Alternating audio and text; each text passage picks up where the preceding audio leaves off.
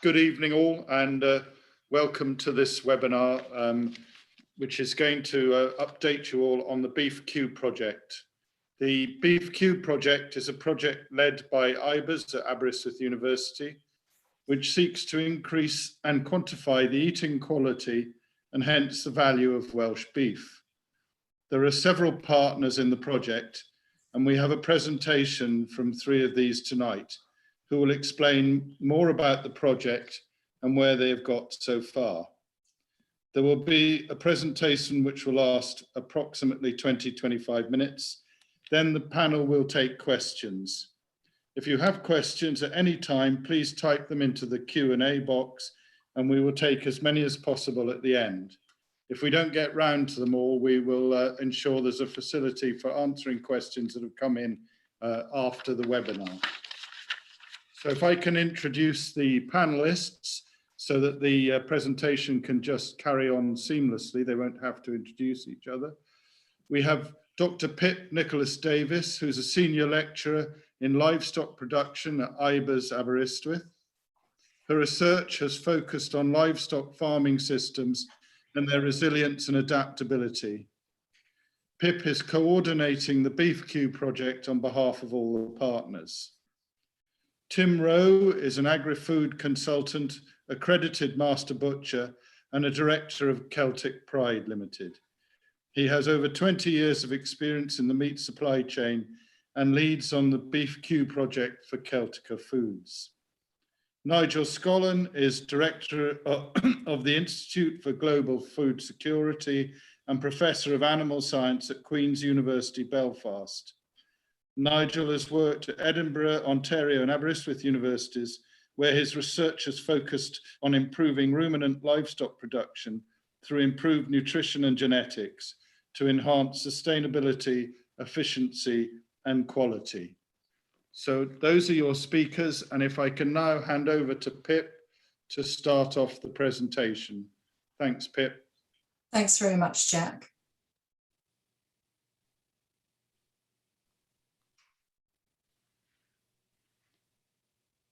Okay, so we can all see the screen there. Lovely, thank you very much. So my name's Dr. Pip Nicholas-Davis, and I would like to introduce a new piece of work that we've just recently started, very recently started within the BeefQ project. And it's how an eating quality assessment system might be implemented in practice. We've done all the background work in terms of actually developing the model to predict eating quality in Wales. And this is kind of the next step as to how it might work in practice. Next slide, please.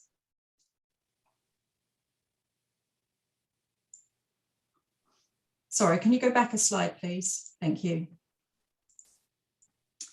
So just as a bit of background, where we are now, we've collected all the carcass and consumer data that we need to be able to predict eating quality, and we now have the means to be able to do that. So that was a really large piece of work earlier on in the project.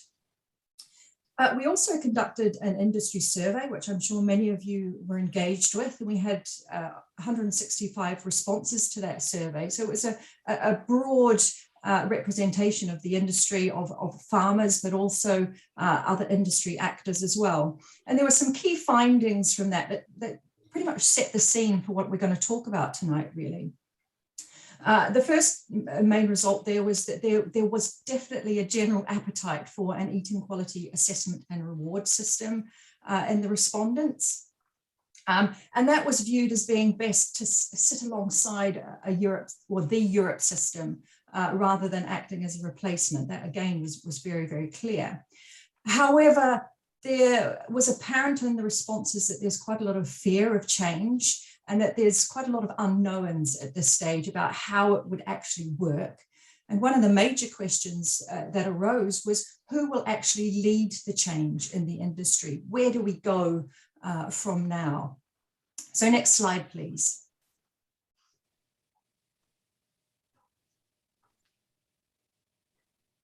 So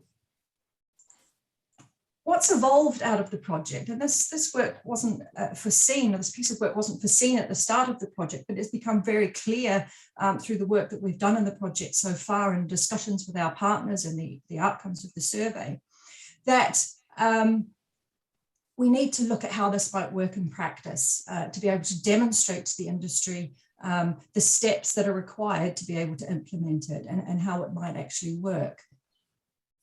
And I think it's important to remember that the evolution of the system in Australia, the MSA system, didn't take off overnight. It took a long sort of lead-in period, and it was very much driven by the food sector in Australia, sorry, the food service sector.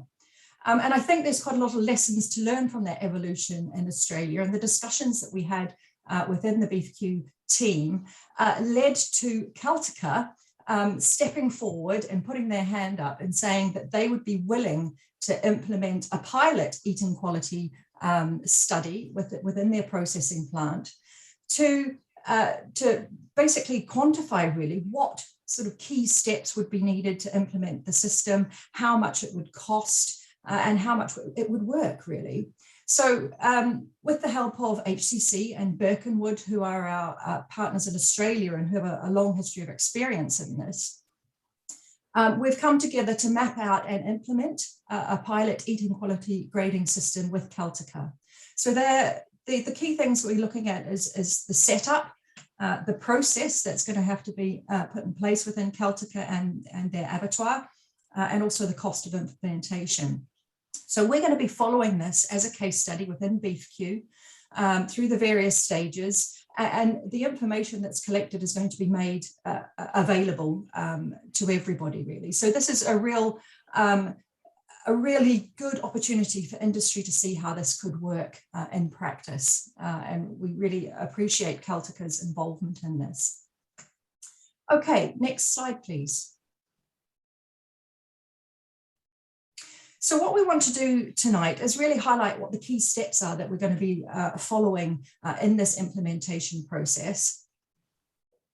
I'm going to cover the abattoir side of things, and Tim's going to cover the Celtica processing side of things. So in the abattoir, there's quite a lot of steps that need to be addressed, and quite a lot of things that need to be thought about in terms of carrying out eating quality grading. So the things I'm going to talk about tonight are the grader training, the QA systems that need to be assessed and put in place within the abattoir itself, the grading equipment that is required, because that's obviously going to have a cost implication, how the grading is actually carried out, and then how the eating quality scores are actually predicted from the grading data that is collected in the abattoir and then communicated to the processing plant for them to be able to utilize within their processing line. So next slide, please. So the first thing to consider is grader training.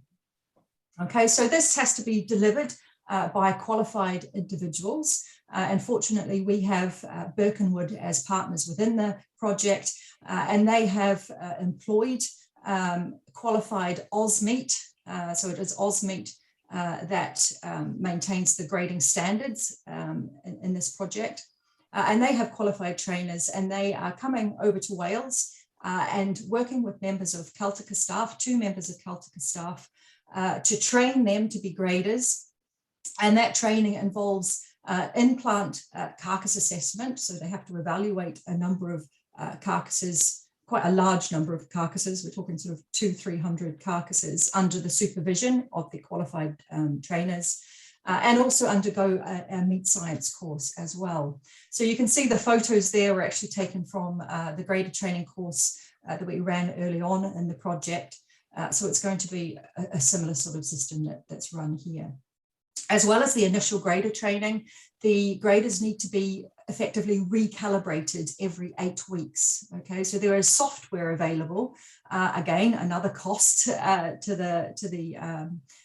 the processor called an OSCAP machine, and that basically allows the grader to calibrate themselves against some standard pictures. You can see up on the top right-hand corner there, and that is again, an AusMeet standard control.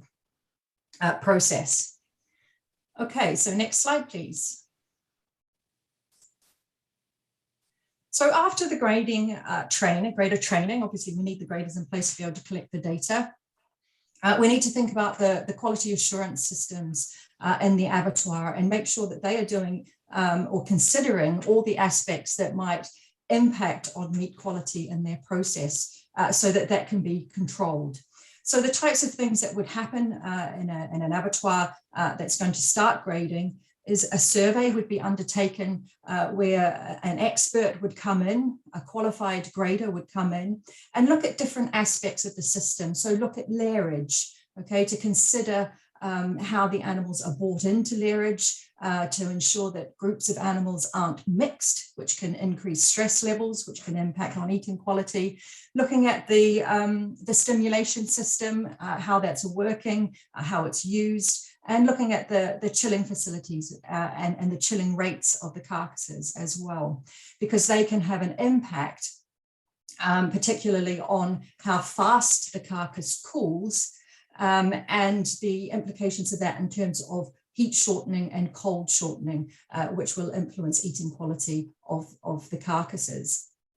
So other important aspects of the QA system are pH decline. So that figure that is shown there shows carcass temperature decline and carcass pH decline. And in order to avoid heat shortening and cold shortening, the animal has to cool and go into rigor mortis following a particular trend so that you don't get those effects of cold and heat shortening. So that's an important piece of assessment that needs to be done before any grading takes place. Other things to consider in the abattoir are traceability of the carcasses and being able to link a carcass ID up with the eating quality data that's collected. So in this instance, the animals would have already been Europe grade. They will have a Europe ID number, and then that will be used to tag the eating quality data to that carcass. Okay, next slide, please. So thinking about the grading equipment that would need to be purchased in order to be able to do this. And again, the grading equipment has to be up to a certain standard, okay, and that standard again is controlled by OSMeat, so you can access the type of grading equipment you need via OSMeat under license. But the types of things we'll be looking at are standards, okay, for assessing fat color and muscle color, and you can see in the bottom picture there that there is a color chip, okay, so they're part of the standards. You can also see cards up in the left-hand corner there for assessing marbling content, and similarly for ossification levels within the spinal column of the carcass. Okay, so there's standard pictures that the grader is grading against. Also measuring fat depth and eye muscle area, and you can see in the photo in the middle the man holding the light up by his head and the color chips. That's a really important picture because it highlights that part of the training of the grader is how to use this equipment appropriately. It's not just a matter of getting hold of it and holding some cards up next to a carcass to determine marbling. It's really important as part of the grader training that they know how to use the equipment so that you can get repeatability within those grading processes. Okay, next slide, please. So moving on now to the actual grading, okay, so there's a range of variables that are collected from the carcass, including hump height, marbling, ossification, rib fat depth. You're also collecting sex of the animal, you're collecting ultimate pH level, you're collecting hanging method, whether that's Achilles suspension or hip suspension. And fat distribution of the carcass as well, which will influence how fast the carcass will cool or how evenly the carcass will cool. So all those variables have been evaluated under scientific conditions over a number of years. So we're talking 20, 25 years that the system's been working in Australia as being able to feed into the model to predict eating quality. Hump height is something that has been used in Australia previously to predict the tropical breed content of the beef animals that they are grading, which is something we don't have a problem with here in the UK. But we still measure hump height because recent research has shown that in a relationship with sex, so entire males, and carcass weight, hump height actually has an influence on eating quality as well. So all these pieces of information are gathered in the abattoir per carcass. It takes approximately 1 minute for an experienced grader to be able to grade a carcass. And then they will put that data directly into a data logger, a handheld data logger. And then if we go on to the next slide, please. So you can see down the bottom left-hand corner there, we've got the grader putting the grading data into the data logger. This then goes up to the cloud where the data is processed in a data bank. Okay, so the data bank is hosted by the International Meat Research Foundation. And that data bank holds data from the BeefQ project, so from our earlier work in the BeefQ project, but also data collected on eating quality prediction and consumer testing from 10 other countries. So there's been a lot of research projects similar to BeefQ that have fed data into that data bank. So we put our data in our data logger for an individual carcass that goes to the data bank, and then that data bank can predict eating quality for each individual muscle within that carcass. And you can see on the right-hand side there, we would then receive an output, okay, down to the computer, which shows the list of muscles, and then across the top, a whole lot of different cook type methods, and it gives you an eating quality prediction for those muscle by cook type interactions, okay? And then the processor can use that information for each carcass to allocate then where that carcass goes in terms of their processing facility. So that's a really good spot for me to stop talking and to pass over to Tim to talk about the processor side of things. Okay, thank you, Pip. I hope you can hear me all quite clearly. Just picking up on something that Pip made mention of there. The EQ scores are really important to us by cooking method because that gives us an indication of what we can upgrade possibly from forequarter cuts. So where we normally think of certain cuts from the forequarter being strictly for casseroling or stewing, there may be cuts in there that we can upgrade to a stir fry or even a frying steak quality. So that data, that EQ score is really important.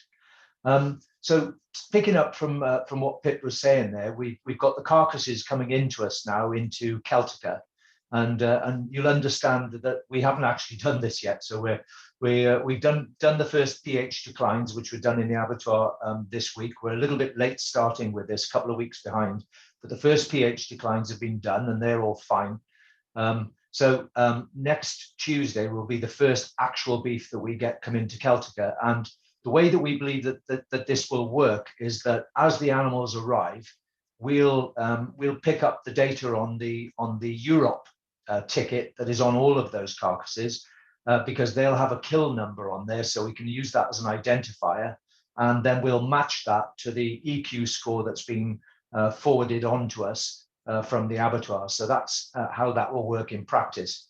Now, what that EQ score should enable us to do is that we can then split those carcasses up as they come in on the scoring data that we've received. So, for instance, we're going to have, in effect, 4 scores. We'll have fail, we'll have good, and I think it's better and best, isn't it? Yeah, better and best. So each of those grades would go onto a different rail within the chiller as it comes off the lorry from us. So that allows my team at Celtica then to know that each of them have been separated by EQ score, and those can then form boning runs, which we can use to process down the butchery lines. So we're not getting product mixed up. We're keeping the qualities separate right from the word go. So, and that would be forequarter and hindquarter. So yeah, if we could go on to the next slide, please. Can we, yeah, next one. There we go. So this is the really important bit from our point of view. We've got the 4 grades there, as you can see. The idea would be that anything fail. I don't think fail is a really good term because there's nothing wrong with the beef. It's just not of the quality that we're looking for. So we would look to put that into a cheaper run in terms of what the type of customer we would offer those to, or it may go for a different cooking method which would deal with that quality of meat more efficiently. But we can now see that we've got good, better, and best differentiation, and that's really important. Now, in this first part of the case study, we're only actually going to be looking closely at 6 cuts. So we'll basically look at the 4 steaks, which is ribeye, sirloin, fillet, and rump. We're also going to look at topside and feather blade. So those will be the cuts that we follow most closely. Those were also cuts that we used in the consumer testing going back at the start of last year. So we used ribeye there, we used feather blade, we used fillet, and we used sirloin. So 4 of the cuts will be the same cuts that we used in the consumer testing. So that'll be quite interesting to see how that work goes through. If you could just move on to the next slide, please. Yeah, so I suppose the big issue with the whole of our project is once you start looking into something like this and you start looking beyond it being just red meat, now you're actually looking at eating quality.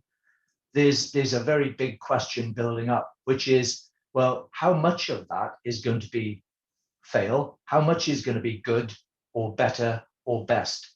And I suppose that is the $64,000 question in all of this. Is as industry, we would have concerns if obviously a lot of that was failing.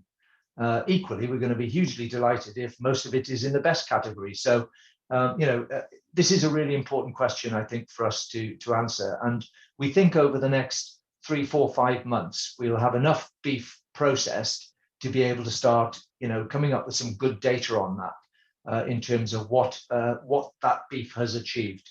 All of the beef that we're going to be grading is Celtic Pride premium beef. So it's from our own Celtic Pride protocol, which is a production protocol, which some of you listening tonight may have heard of, may even have supplied into. So, this is what we believe to be really good quality beef. Well, let's shine a light on it and really see what we've got there. That's the important bit about this. And I suppose just as importantly, from a food service point of view, it enables us to be more targeted with who we offer this beef to, that we match up the customers to the quality of beef that they're prepared to pay for. Because ultimately, all of this is coming down to a few truths, isn't it? Which is, if we're going to make this successful for the industry, then processors need good information going back to them, for them to be able to make really good on-farm decisions about the type of cattle they're going to rear, how they're going to rear them, how they're going to feed them, what weights they're going to take them to, all of those types of decisions, how they're going to transport them to the abattoir. And I suppose, by the fact that under the MSA system, they create what's called an MQ score, and those are the scores that go back to farmers. That type of decision making is easier to make when you've got that type of detailed data. So, for instance, we'd be able to look at how many cattle we've got coming through that are well marbled, and are there good lessons to be learned in terms of the type of cattle that are being used to get that type of finish. So we can then start looking at using EBVs for carcass weight, marbling scores, etc., etc. So that would come back to the producers then in the score in the form of what they call MQ scores, allowing the producers to make good decisions. It would also mean that we should have a much more transparent method of valuing the beef that we're producing in Wales. And the better producers would get the better returns. That's the key thing. That's the key message in all of this, really. And that's the key thing. We need to be able to get better returns. One of the really interesting outcomes from the consumer work that we did was that actually Welsh and English consumers that we tested penalised much more heavily poor quality meat when they rated the samples that we prepared, that we prepared for them in the consumer sessions. But actually they they rewarded much more highly very high scoring beef. So that was a really interesting outcome that we had from our consumer data. So they penalize worse, they reward better quality meat. So this system shouldn't hold too many fears for people who are, capable farmers able to do the job right and know what they're dealing with. As long as we can get that whole supply chain linked through the abattoir and into us as processors, I think then this could be of tremendous benefit to us at this time. So we can then provide chefs with better data. When they've got better data, they can do a better job with what they're doing for the end user. Which, let's be honest, at the end of the day, they're the most important person in all of this. If they're not prepared to pay the price for the beef, we haven't got a market. So it's critical that we get this type of consumer satisfaction improving all the time. So if you could just move on to I think that's me done, is it? Is that me done there, Pip? I think, just one back then. So, yeah, okay. Shall I go through the summary slide? I will go through the summary slide. So basically, we're just highlighting tonight that there's a lot more steps and a lot more processes with eating quality grading than what we used to. And this is very much a pilot. It's, as Tim said, we don't know how these things are going to work for us yet. But hopefully what Celtica are doing is going to be able to allay some of the uncertainty that was raised in that survey. There's lots of unknowns in terms of how the cattle are actually going to grade.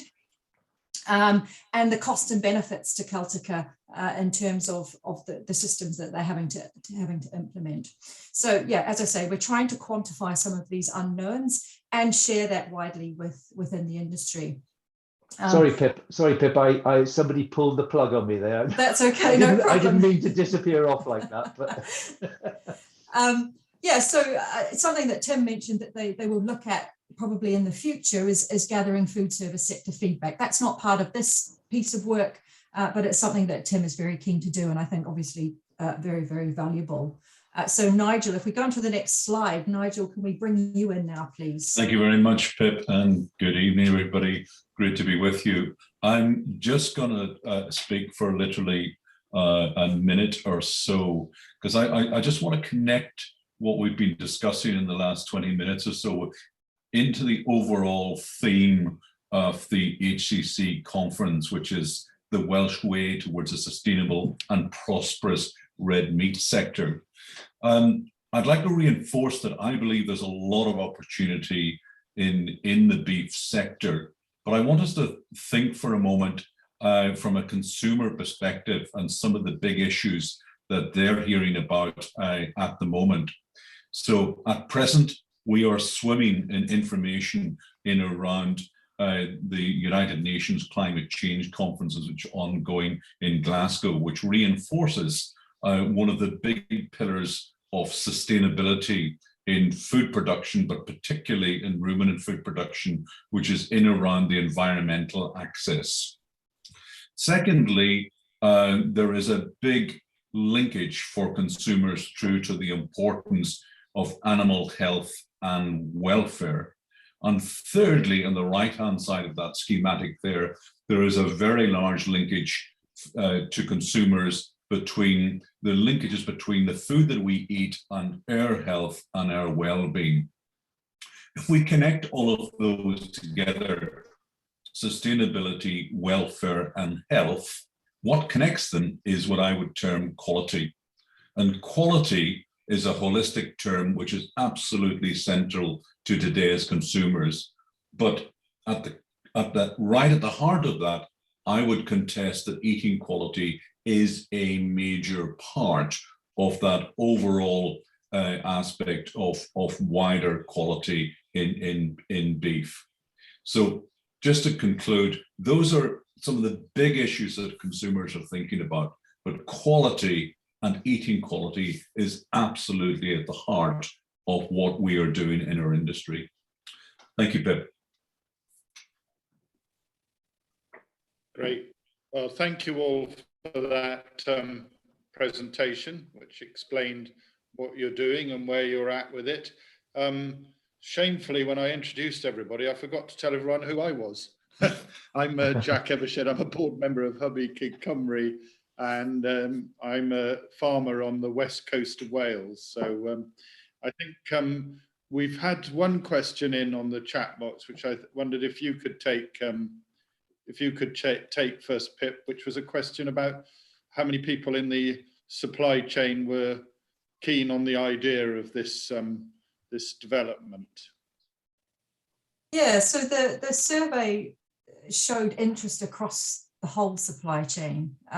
One of the first questions we asked was, do you think there is a problem with eating quality in Wales, and sort of with eating quality of beef, sorry, in Wales, and half sort of said no and half said yes, but still on this question, you know, is there an appetite for an eating quality assessment and reward system? There was much more positive response. So even if people feel that beef quality is good, there was more people saying that they felt that such a system was needed, a much more targeted reward system, in addition to the Europe system, not replacing the Europe system, but alongside the Europe system. But again, lots of fear about how that might work and how that might impact on individuals and their farming systems, of course. Yeah, because I think at the back of some people's mind was that this was going to overtake the Europe system, but that's not the plan with this at all. It's a bolt-on to that. Yeah, absolutely. That's yeah, how we see it working. If I might just add, what is critical is a combination of being able to measure and pay for yield, which in a way that's what the Europe system is doing, but also what we're adding on here is the importance of measuring eating quality and paying and supporting eating quality. Yeah, and I think that leads on to another question that's been put, which was that basically I'm ashamed to say I can't see names on the chat bar at the moment, but the basically what's in it for farmers, this, and I think coming from my point of view, in the coming years, our red meat sales are going to depend on many things. And eating quality is going to be right up there with one of them, because I think with the pressure coming on from things like COP26, people will be choosing possibly to eat less but better quality meat. That's the way they're being pushed. So I think if we've got a good story to tell about how we produce our meat, but also that we can guarantee them eating quality, I think that will be to our advantage as producers, as well as further up the food chain. I'd just like to endorse what you've said there. I think that's absolutely the direction of travel. We're already seeing food prices, energy prices increase. When we get into high value proteins like beef, the direction of travel is increased costs there. And of course, like anything that we spend money on as consumers, when we invest more money in products, we expect those products to deliver more. So in this case, the quality concept that I spoke about is really important. And within that, eating quality is increasingly going to be important. And if you can measure it and feed that information back to our farmers, then they can make decisions in around managing at farm level for eating quality, as well as other aspects of production, efficiency, environment, impact of producing that animal. Yeah, thanks, Nigel. We have had another question come in, which was, has this approach been developed for lamb? And this is from Heather McCallum. I don't think it's been developed for lamb, but are there any plans to do so, Pip? Well, not in this project. There is a parallel project being run with HCC looking at lamb eating quality. It's a slightly, I don't know the details of it in terms of the variables that are measured, but it's a slightly different way in terms of the variables that are collected of predicting eating quality. But they're going through exactly the same process as we've done in the BeefQ project, of surveying carcasses. I know they're doing consumer work now and have been for the last couple of years, doing consumer testing similar to what we've been doing to build a prediction model very, very similar to the BeefQ system. So yes, it is coming. Maybe just add, Pip, that our colleagues in Australia, they went forward first of all in building an eating quality for beef.